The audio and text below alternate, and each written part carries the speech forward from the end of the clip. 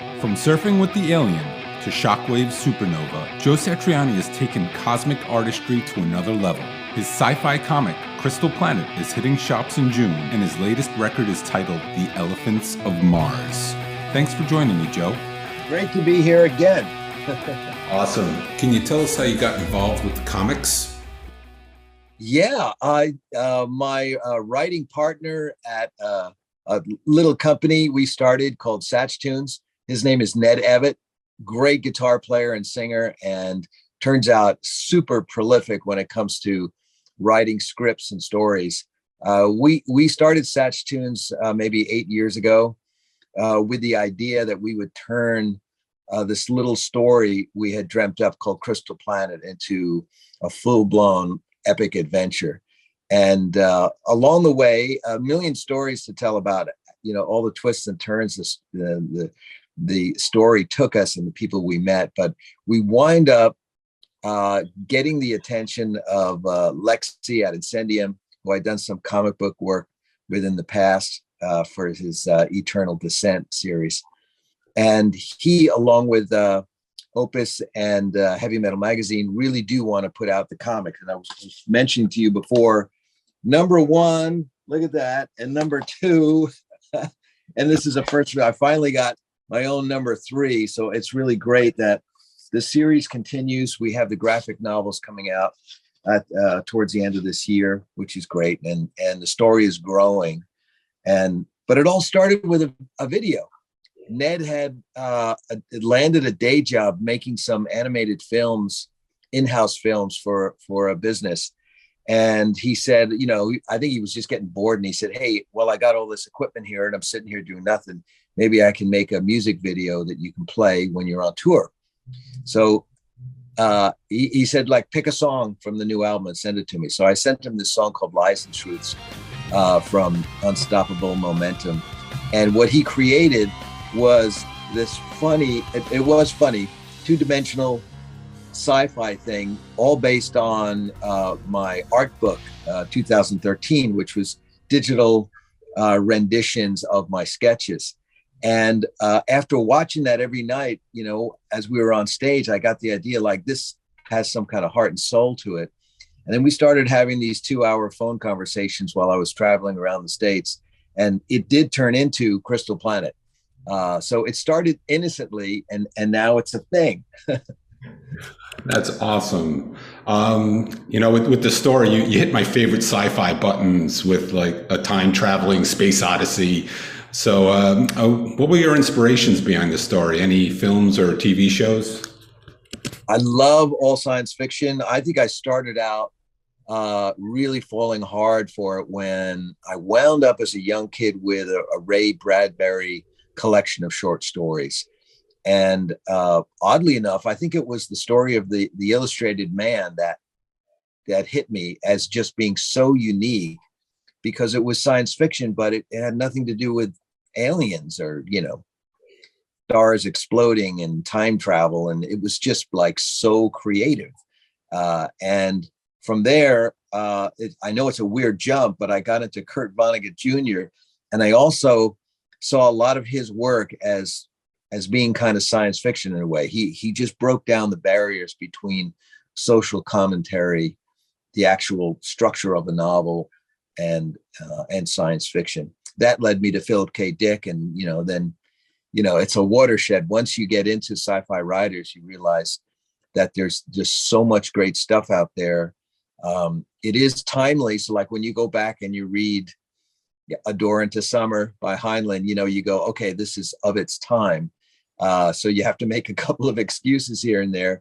But the story in general pushes those buttons. It pushed my buttons the same way. I'm sure it does yours, as far as the time travel and space and all those things that we know will come, because really great sci-fi writers are really ahead of their time. They are visionary, and they tap into, I think, the human potential.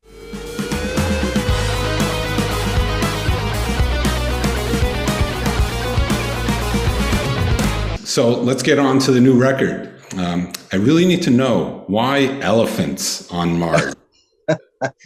That started again. Everything starts with an innocent moment. I had just created this song, trying to create some kind of otherworldly, imagined landscape. And for some reason, I came up with this noise that reminded me of gigantic elephants of some other origin, not Earth, And that kind of really stuck with me. And I sent the song to my producer saying, I really want to do this. But we need to expand it because the demo was maybe 2.5 minutes, 3 minutes long. But I wanted to turn it into this epic tune. And I said, how about this? It's about these elephants of Mars, these elephants that get created when Earth scientists figure out a way to terraform Mars. They're very successful. But what they didn't realize is they also created this race of sentient, gigantic elephants that can communicate telepathically amongst themselves and to the new Earth colonists that are working the planet. But they get together with the leader of the colonists, who plays rock guitar, of course, and they decide to lead a revolution to create a free, independent Mars so that Earth's evil corporations don't, steal all the raw materials for themselves. And this was like the catalyst. Once I had the story going, not only for myself, but everybody in the band would laugh when I tell them the story, but it would give them artistic license to play humorously, but with that sci-fi story in mind, and the fact that it's about these gigantic elephants. You can't go wrong. It's like somebody's telling you can do whatever you want. Just keep gigantic elephants with rock and roll music trunks, blaring in the background. Right. And it really helped make the song happen. And then, of course, once the song happened, I realized this has to be the title of the album because it's so funny. And I like the idea of delivering a new album with a big smile and a positive message, and that way you can put a lot of different things on the album. Yeah, and the video, really, you brought the humor out for that video. It was fantastic.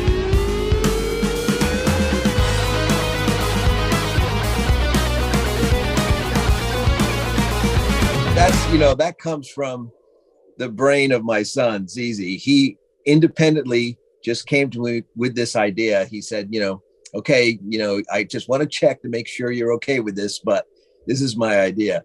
And of course I loved it. And I always think that if a music video can be a complete new way of looking at a song, it's really a plus, especially if it's an instrumental song where, the meaning is really up to the fans. Once you give them the music, they can use it any way they want. So this is really another good way of putting a big smile on the song. Great. Have you been following any of the recent missions to Mars? Did that help at all with the song? Well, yeah. I'll tell you where it really helped was that when I was discussing the album cover with the art director, Todd Gallopo, there were a couple of things. Number one, I said, I don't want to be on the cover. I said, let's break the chain of doing these things. And we've done a lot of covers together, solo albums. He did the Chickenfoot stuff. He's really brilliant. We started talking about, okay, elephants of Mars, and what are let's go with a color scheme first. And we both said, it's funny, after watching all the missions, the clips from the mission to Mars, it's not really the red planet, is it? It's more like the orange planet. So that got us kind of started like, we can rethink this in a way and come up with colors that we think are actually more attractive rather than trying to nail some kind of fictitious red color, So that was the first thing. But Todd's idea, I think, of breaking things apart also had a lot to do with the fact that what we see back from Mars, of course, is not a civilization or ruins of a civilization. We are seeing a planet kind of like in parts, in a way. And I'm sure when he was in his art studio and he was staring at a Chickenfoot guitar on the wall that we had given him many years ago, he was probably thinking elephants, guitar parts, and just the fact that, wow, these images back from the rover, it really does look like the planet's in parts. It's just we're trying to find them. So I think it got him into the idea that he could represent the elephants in parts by using parts of guitars, and that's the genius. And there was another song that really hit home with me, Sailing the Seas of Ganymede. Yes. So, yeah. So was it at the underground ocean on the moon that got the creative juices flowing? I hear that sonically. Can you tell me a little bit about what you did with that one? Yeah, it's such a funny story. It really takes twists and turns. It got its start at the Jimmy Fallon show. I played, I think, twice. And each time you go there, you know, it's New York City, Rockefeller Center. It's a big TV show, network television show. And you go to do a little quick rehearsal in the afternoon and you get led into the smallest room, I'm sure, in the entire building. And the band, this big, wonderful band, right? The Roots are packed into this teeny room. And it gets worse. Questlove, like one of the drummers with the biggest personality and groove ever, is stuffed into another little compartment inside this room. And boy, the first time I was there, I thought, oh, this got to be temporary, you know. And I'm literally right inside the door, standing with my back against the wall, and behind my calves is my little amp. And you basically have to stand like that because when people come in, you know, you've got to get out of the way, right? And we rehearse a couple of songs, and then you go out and you do the show. Second time, same thing. So when I'm flying home, I'm thinking, that's really funny. I've got to, you know, I'm thinking Questlove needs to be rescued and put in a situation that is more befitting his talent and personality, right? And for some reason, I thought he should be commander of his own sailing vessel, and he should be sailing some gigantic ocean, going on the most ridiculous, fantastic voyage. And, you know, 200-foot swells, and he's up there, you know, at the front, commanding the ship. And I had this image, and it kind of stuck with me. And eventually I thought, that's not even exotic enough to rescue him from that little practice room. So I was reading about the underground oceans of Ganymede, and I thought, that's where he is. That's like, that has to be the most glorious, fantastical place to stick him. And then from there, again, as with the you know, working with a title like The Elephants of Mars, it gives you this sort of crazy artistic license just to entertain any idea that comes to your mind. And so that song has got some really crazy twists and turns, fabulous performances from the whole band. Again, I think, you know, because of the title, they're all sort of inspired, you know. One thing though, I am frustrated that after all this time of me being such an enthusiast of traveling to outer space, that there is no ticket I can buy that will take me to the seas of Ganymede or some other planet. I mean, the only thing we got right now is, you know, a couple of minutes in the just beginning edges of space, which I find really frustrating. I mean, they should pay people to go on that journey, you know, they should charge us. But yeah, that's just my way of looking at it. I want a communicator, and I want warp speed, and I want it tomorrow.